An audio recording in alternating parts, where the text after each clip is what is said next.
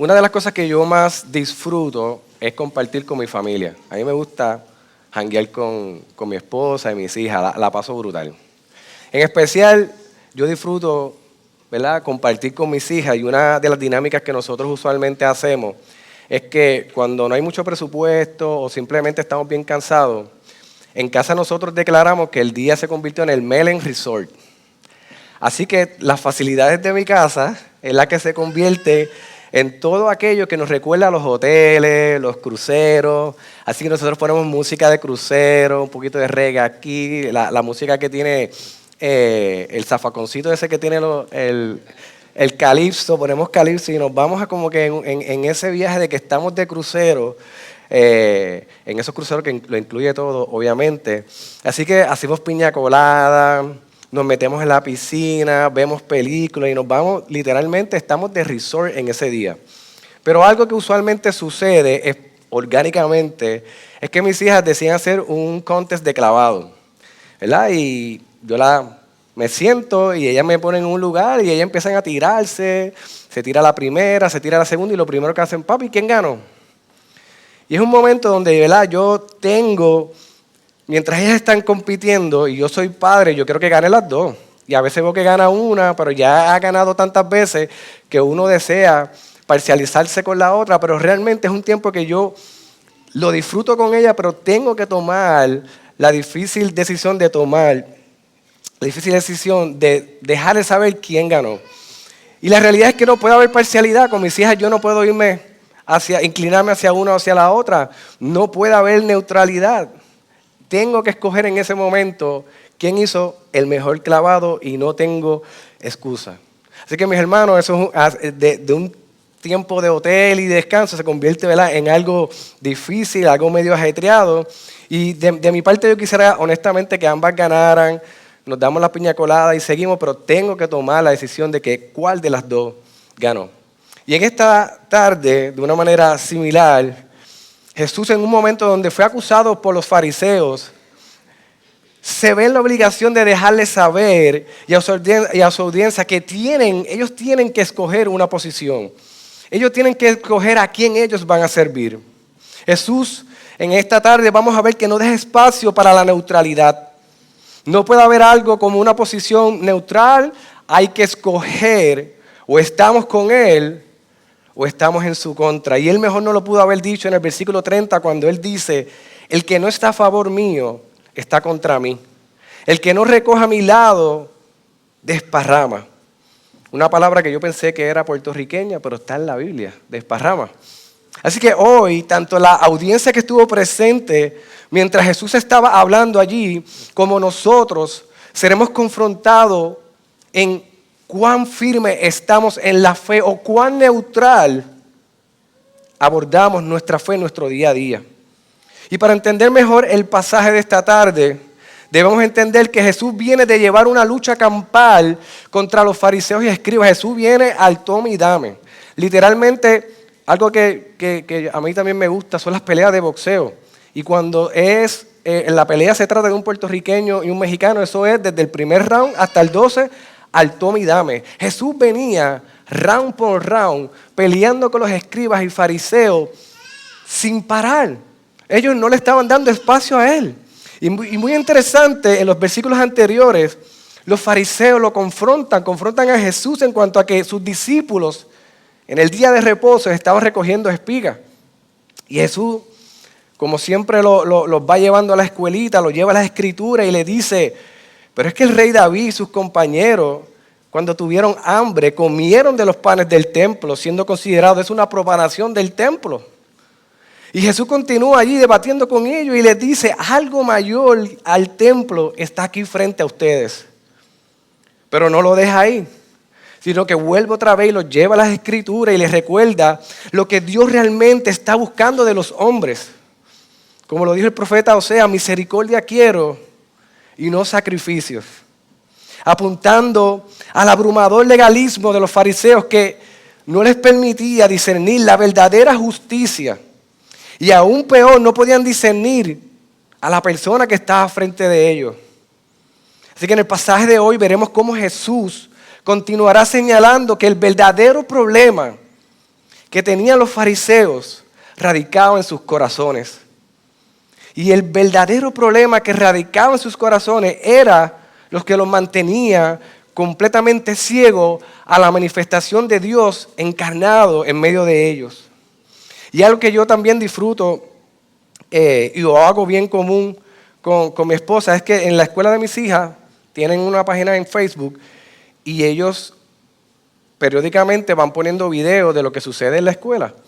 Y una cosa de la que nosotros hacemos es identificar dónde están las nenas, porque obviamente no nos envían un video para cada padre, es un video en general. Así que nosotros nos vemos en esa dinámica de identificar cuáles son nuestras hijas y mirando nosotros empezamos a buscar las características porque nosotros conocemos a nuestras hijas. Así que buscamos si de manera física la podemos identificar, buscamos las vestimentas porque Elena siempre tiene algo que se pone bien diferente y radical, que si yo consigo eso, la conseguí primero, ¿verdad? También vemos cómo ellas caminan en el video. Si mira, ese es Lian, porque Lian también camina de una manera particular. O miramos los estudiantes que la están rodeando. Pero lo que quiero traer con esto, iglesia, es que el nosotros estar seguros de conocer quiénes son nuestras hijas, nos permiten discernir e identificar quiénes son ellas en medio de esos videos. Pero por alguna razón, los escribas y fariseos que estaban rodeando a Jesús, teniendo conocimiento vasto de las Escrituras, eran los duros de las Escrituras, no podían discernir ni identificar al Rey de Reyes que estaba en medio de ellos. Aquel que, como vimos al principio de este capítulo, que les dejó saber que Él era mayor que el templo. Aquel que le dejó saber que Él era el Señor del día de reposo. De ahí viene Jesús debatiendo con los fariseos al pasaje de esta tarde. Y lo más interesante de este asunto es que empezando los versículos del pasaje de hoy, Jesús realiza un milagro. Ahí vemos cómo a un mudo y ciego que estaba endemoniado, Jesús lo sana. Y los que estaban allí presentes, que no eran los escribas ni los fariseos, lo primero que pueden preguntarse y expresar es, ¿acaso no es este el hijo de David? Y eso es lo que están haciendo ellos, es apuntando, ¿es este el Mesías? ¿Es este el hijo del hombre? ¿Este es el rey que esperamos de la línea de David? Al ver la señal que Jesús acaba de hacer. Y mire qué interesante que aquellos que estaban allí, que definitivamente los que los rodeaban, que no eran escribas y fariseos, tenían conocimiento de las Escrituras, no como los escribas y los fariseos, pero ellos al ver la señal que Jesús realizó, pudieron hacer una conexión con aquel rey prometido del linaje de David que traería un reino sobre todos los reinos. ¿Acaso no es este el hijo de David? Esa es la expresión que ellos rápidamente, que ven la señal, que ven el milagro, este tiene que ser nuestro Mesías. Sin embargo, los fariseos que estaban allí no lo vieron de la misma manera. Y en su ignorancia, en vez de reconocer a Jesús como el hijo de David, lo acusaron. Y lo que hicieron tenía repercusiones eternas. Ellos dicen, este no expulsa a los demonios, sino por Belcebú, que es el príncipe de los demonios. Claramente los fariseos no tenían la menor idea de quién era la persona que estaba frente a ellos. Ellos ni tan siquiera no tenían. Cuando nosotros vemos los videos de nuestras hijas, nosotros podemos identificarla porque nosotros conocemos quién es nuestra hija, cómo camina, sabemos de todos los detalles de nuestras hijas. Y ellos que eran vastos, que estaban escudriñando constantemente la Escritura, no podían reconocer la persona divina que estaba frente de ellos.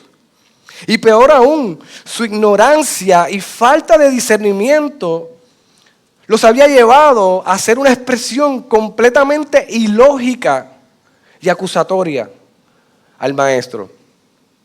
Una acusación que más adelante Jesús los va a confrontar, porque no es cualquier acusación la que le están haciendo a Jesús.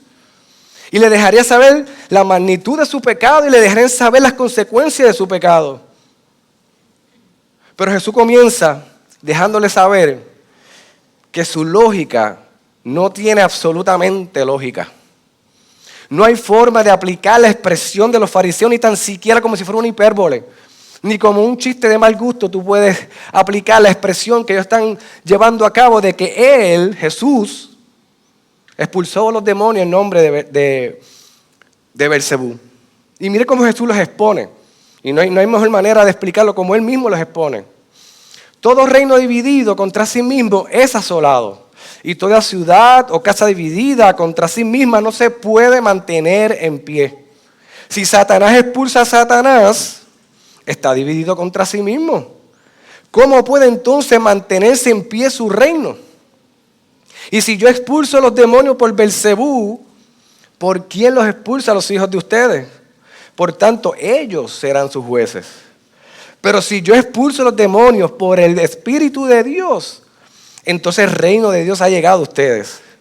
Jesús lo que le está diciendo a los fariseos es que su acusación, al final de cuentas, lo que hace es validar que Jesús está obrando por el Espíritu de Dios. Sin embargo, lo que también revelaba su acusación era que ellos, los fariseos, con todo su vasto conocimiento y su escuela en las Escrituras, no podían discernir la obra del Espíritu de Dios. No podían discernir la obra del Espíritu Santo. Así que Jesús, en este momento, hace dos cosas muy importantes. La primera que vemos es que cuando Él empieza a armar todas las piezas, Él proclama que lo que realmente ha pasado y lo que está pasando enfrente de los fariseos y escribas y de todos los que estaban allí es que el reino de Dios ha llegado a ustedes. Y lo segundo es que hace un llamado a tomar una decisión. Yo creo que esto es medular en este pasaje, en el versículo 30. El que no está a favor mío, está contra mí. El que no recoge a mi lado, desparrama. Yo creo que esto es bien claro porque Jesús, al momento que está hablando, está definiendo estos dos reinos, pero Él deja claro, aquí hay un asunto que ustedes tienen que entender. Su lógica no tiene lógica. Y el que no está conmigo está contra mí. Y ya yo le dejé saber que no hay manera de que yo pudiera hacer esto si no fuera por el Espíritu de Dios. Y es interesante cómo Jesús aprovecha este momento para dejarle saber a todos los que estaban allí, a la audiencia presente, que en el Evangelio no hay tal cosa como mantener una postura neutral. No hay tal cosa como que yo puedo, como cuando yo estoy en ese día de Belen Resort, yo puedo decir, hay un empate aquí. Pero en el Evangelio no existe un lugar donde nosotros nos podamos mantener neutral, ni tan siquiera estando fuera del Evangelio podemos decir, yo estoy en un punto neutral.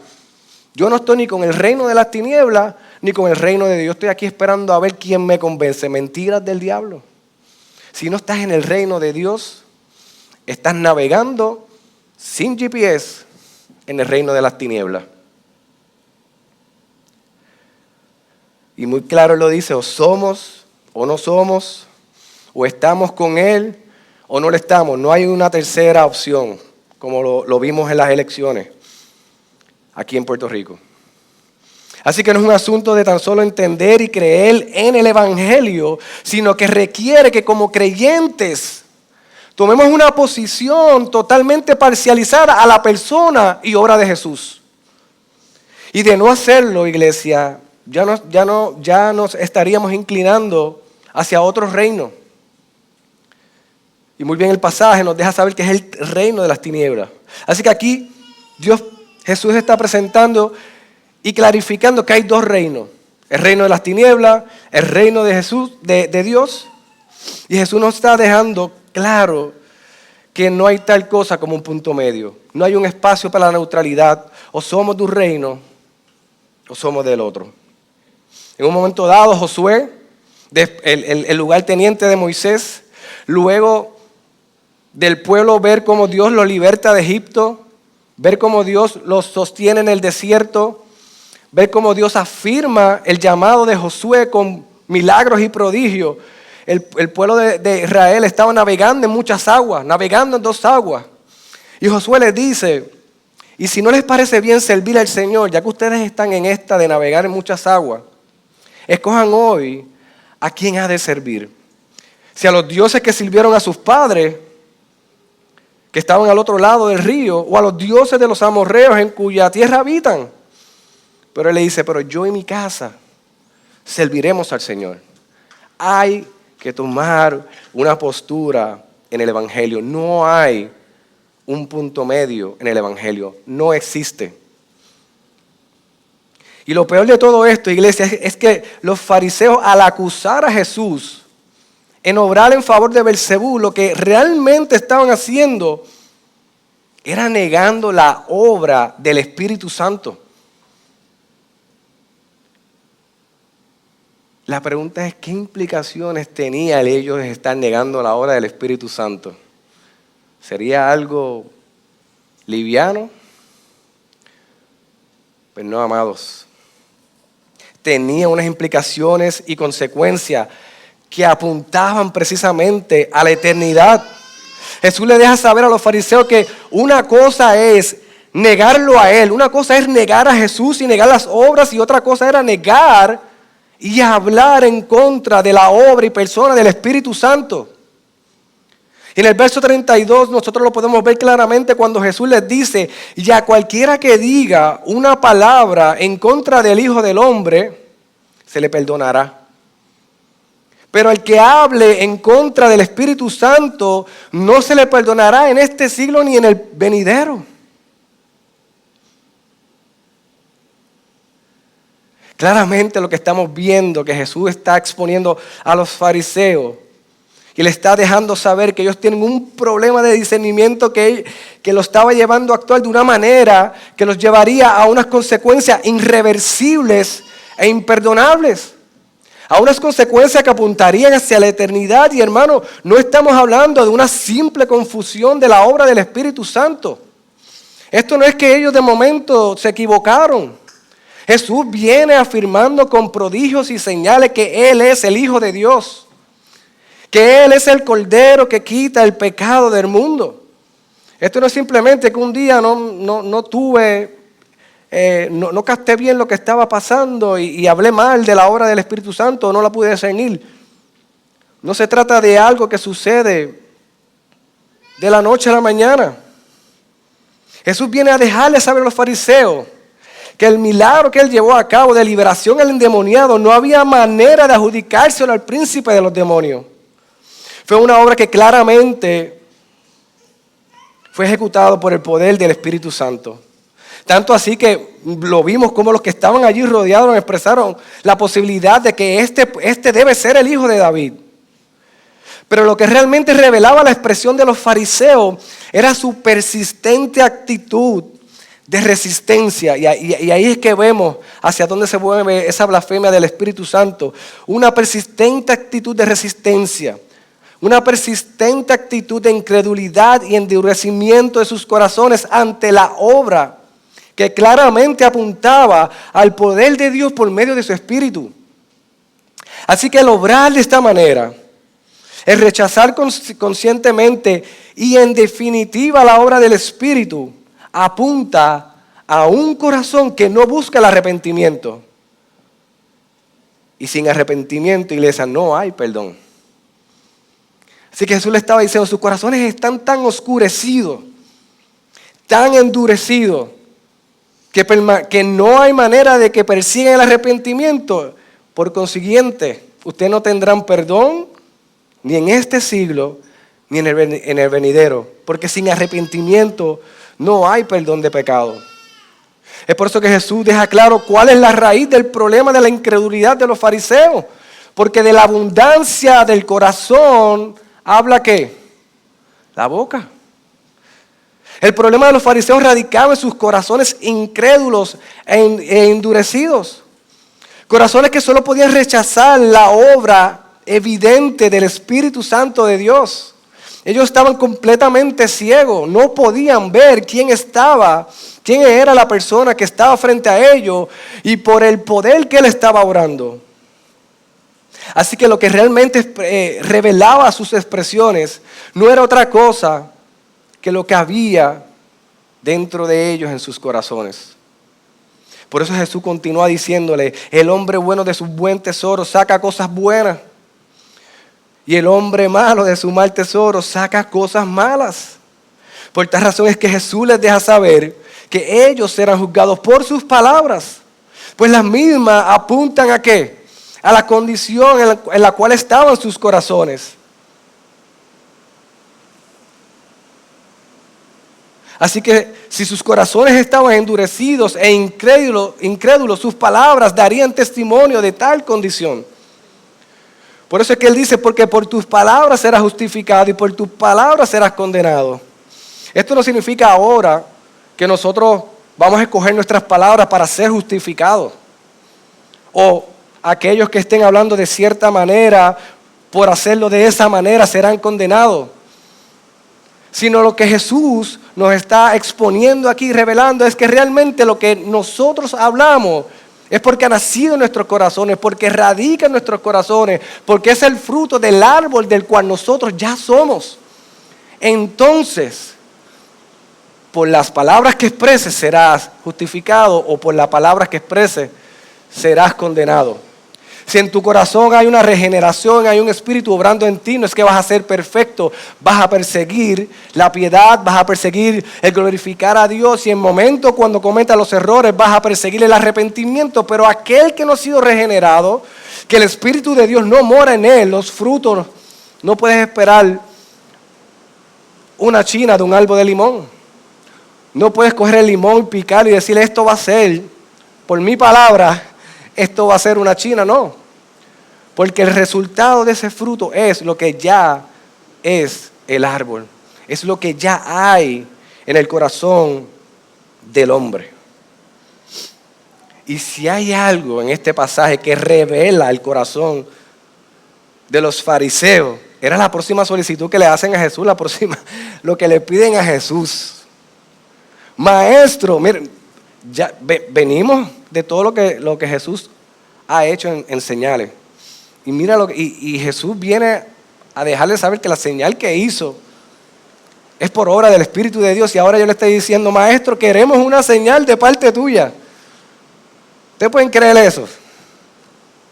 Mis hermanos, si miramos los versículos anteriores, veremos que Jesús viene de estar llevando a cabo señales, milagros, prodigios. Y los fariseos estaban al tanto de todo esto porque ellos venían buscando la manera de cómo acusar a Jesús. Si nos mantenemos en el pasaje de hoy, él acaba de liberar a un endemoniado por el cual fue cuestionado por los mismos fariseos. Y ahora ellos están pidiendo una señal.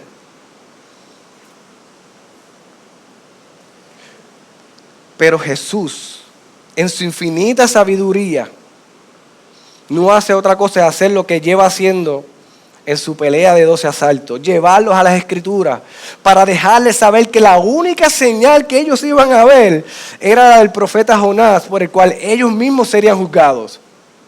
La única señal que ellos verían muy probable iba a ser muy tarde, porque sería cuando el Hijo del Hombre resucitara de los muertos luego de haber sido crucificado y estado 3 días en el corazón de la tierra.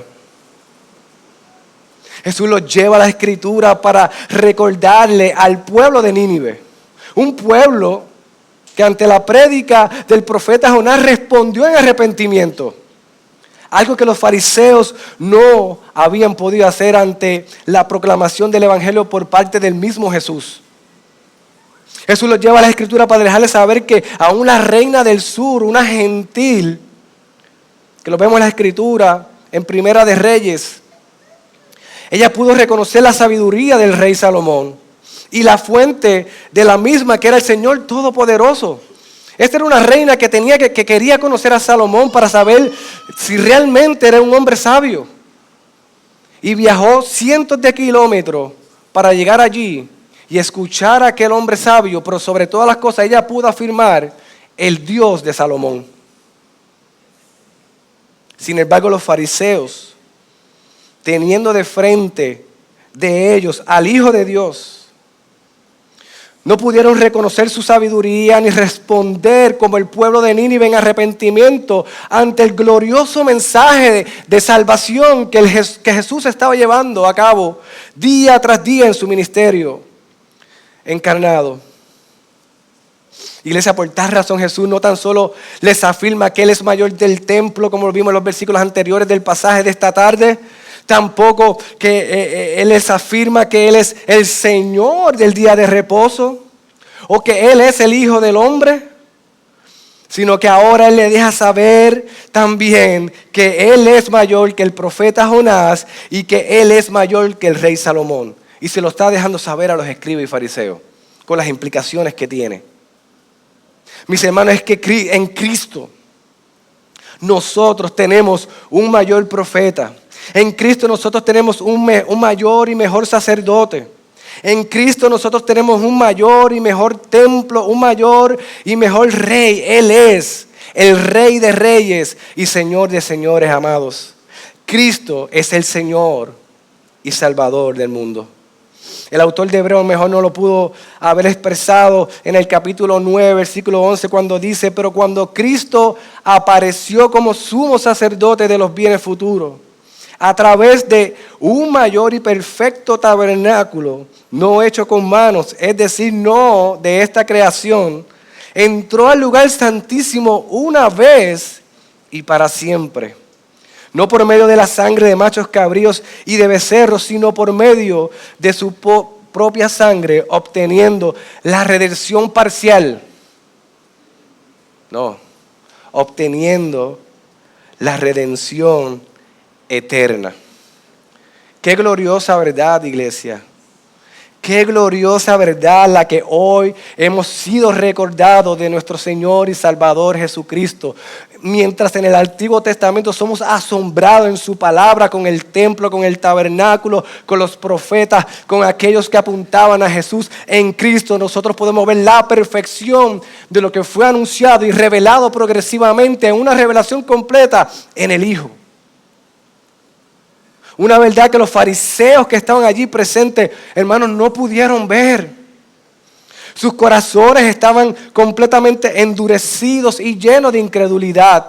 Por consiguiente, no pudieron reconocer la obra y la persona de aquel que estaba frente de ellos. Y por tal razón, hermanos, fueron juzgados. La pregunta que nos debemos hacer hoy, en esta hermosa tarde, con el sonido de la lluvia, que nos recuerda que no nos tenemos que ir rápido, es cuán presente está la verdad del Evangelio guiando nuestros días.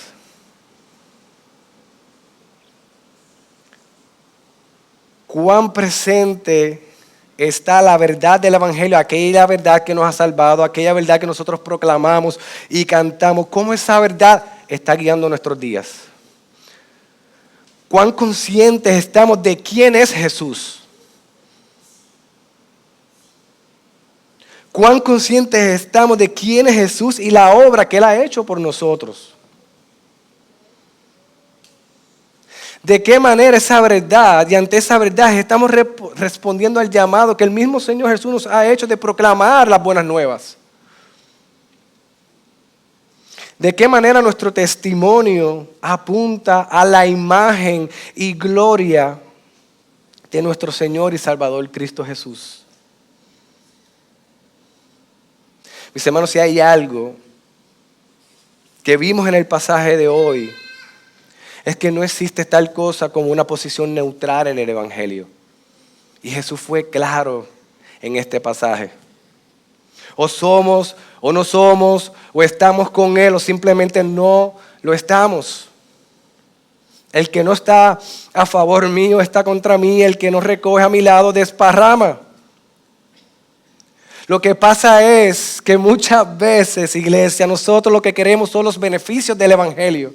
Queremos beneficiarnos del Evangelio, pero no queremos involucrarnos en la misión del Evangelio. No queremos tomar su cruz, no queremos seguirle. ¿Sabe por qué? Porque muchas veces lo que queremos es el trofeo, queremos a la prensa que nos entreviste, pero no queremos jugar el torneo. No queremos jugar los 4 cuartos, no queremos sudar. No. Yo quiero la gloria del deporte. Yo quiero la gloria del Evangelio. Yo quiero que la gente me vea a mí y pueda conocer a Cristo, pero que me vean a mí. Queremos la provisión de Dios, queremos todos los beneficios del Evangelio, que somos hijos, que tenemos identidad, queremos todo lo que el Evangelio trae, pero no queremos tomar su cruz y seguirle.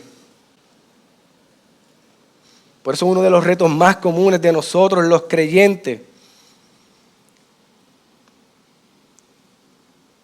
es que minimizamos la persona y la obra de nuestro Señor y Salvador Jesucristo.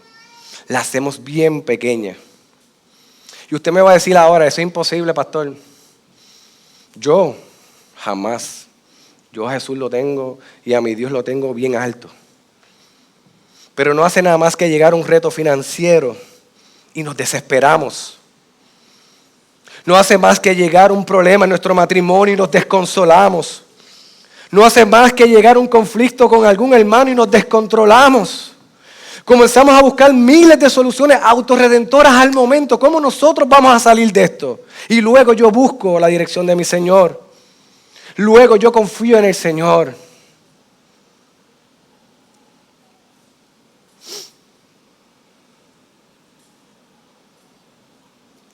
Y no confiamos en la verdad de aquel, iglesia, que nos llamó no tan solo para salvarnos, sino que nos prometió estar con nosotros algunos días de la semana, algunos días del mes, algunos días del año. No, iglesia, ha prometido estar con nosotros hasta el fin. Y el fin, en hebreo y en inglés sigue siendo fin.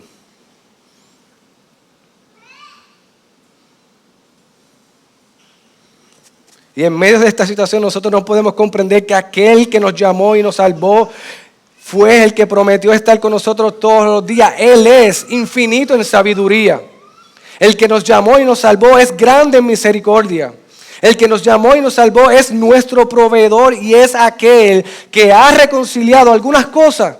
No, ha reconciliado todas las cosas mediante Cristo Jesús. Así que es una realidad, iglesia. Y no quiero negar otra cosa, que llegarán situaciones muy difíciles a nuestras vidas. Vamos a perder seres queridos, muchas veces vamos a perder el trabajo, muchas veces vamos a tener conflictos en nuestro matrimonio que no sabremos cómo resolverlo. Pero el Señor que nos salvó ha prometido estar con nosotros todos los días para guiarnos en sabiduría, para ser nuestro proveedor y para llenarnos de su gracia y misericordia. Porque al que le servimos, como muy bien Jesús se proclama, es aquel que es más grande que el templo. Es aquel que es más grande que Jonás el profeta, es más grande que Salomón el rey. Que para que usted sepa, Salomón es uno de los reyes ícono aún de los que no son creyentes. Nuestro Señor y Salvador Jesucristo es más grande que el rey Salomón. Es aquel Señor del día de reposo, aquel que nos ha salvado mediante la cruz del Calvario. Y es el mismo que ha prometido estar con nosotros todos los días, iglesia. Y eso es una verdad que debe guiar nuestros corazones, debe guiar nuestras emociones cada día en la cual nosotros afrontemos las diferentes dificultades en las que estemos. Por consiguiente, iglesia, ¿sabes qué? No hay que temer. Más bien nuestra respuesta debe ser el confiar plenamente en nuestro Señor y Salvador Jesucristo y en su gloriosa obra redentora. ¡Aleluya!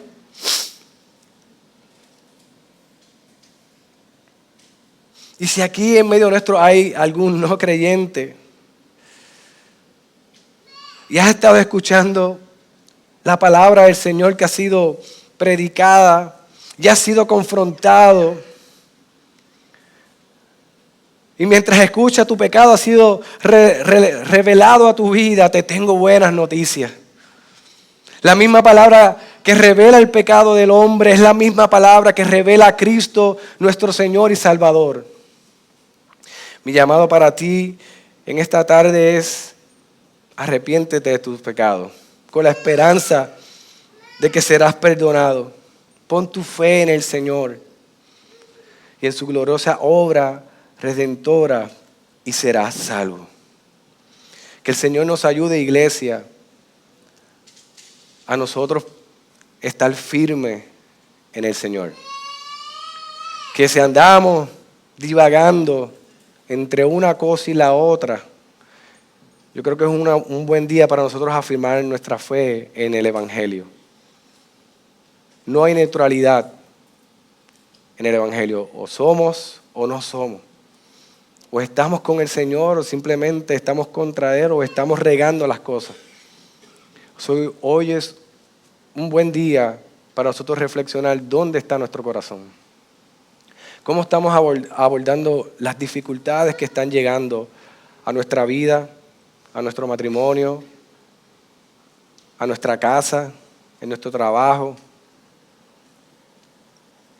Pero sobre todas las cosas, hoy es un buen día para ser reafirmado que la verdad que nos salvó es la verdad que nos sostiene.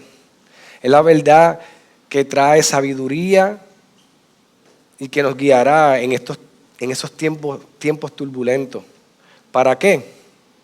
Para que en todo, iglesia, en todo, Cristo, Dios sea glorificado mediante Cristo Jesús. Oramos.